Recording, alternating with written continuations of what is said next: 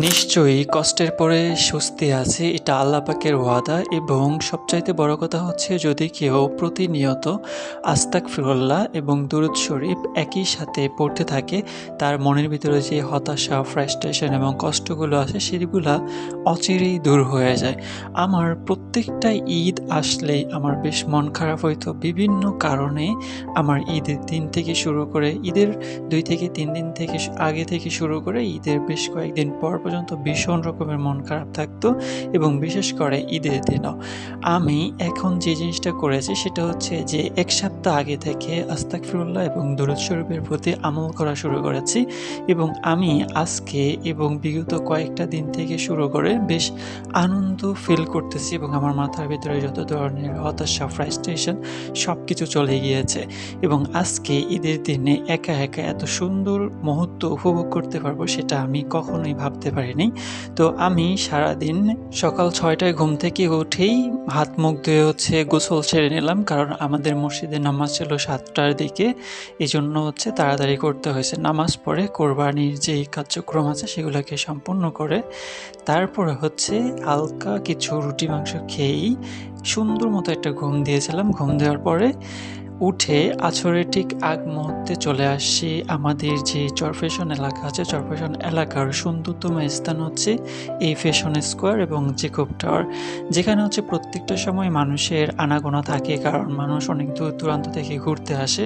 অনেক মানুষ ঢাকা শহরে ছিল, তারা চরফ্যাশনে এসেছে নিজের বাড়িতে, গ্রামে ঈদ করার জন্য। এবং চরফ্যাশনের ভিতরে এই জায়গাটা সবচাইতে পপুলার এবং সুন্দরতম স্থান, এবং এখানে অনেক মানুষ এসে থাকে এই যে বড় টাওয়ার দেখতে পাচ্ছেন এটাতে ওঠার জন্য, এবং এখানে যে শিশু পার্ক আছে সেটাতে যাওয়ার জন্য, এবং অনেকগুলা রাইড আছে সেগুলা নেওয়া যায়, এবং সুন্দর একটা প্লেস এবং ক্রাউড একটা প্লেস।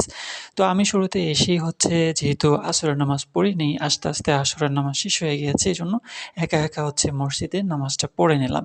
পড়ে নেওয়ার পরে কিছুক্ষণ সামনের দিকে বসেছিলাম, মানুষজন যাইতেছে, নামতেছে, উঠতেছে। তো বেশ কিছুক্ষণ এখানে বসে থাকার পরে এবং কিছু ভিডিও ফুটেজ নেওয়ার পরে এখান থেকে উঠে আবার হাঁটা শুরু করলাম।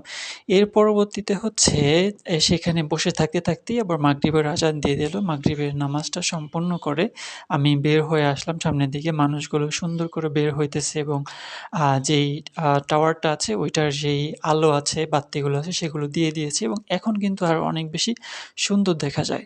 দিনের চাইতে রাতের টাওয়ার অনেক বেশি সুন্দর হয়, এবং আমাদের এখানে একজন লোক আছে যিনি আইসক্রিম বিক্রি করেন, এবং ওনার আইসক্রিমগুলো এত মজা হয় বলার মতো না।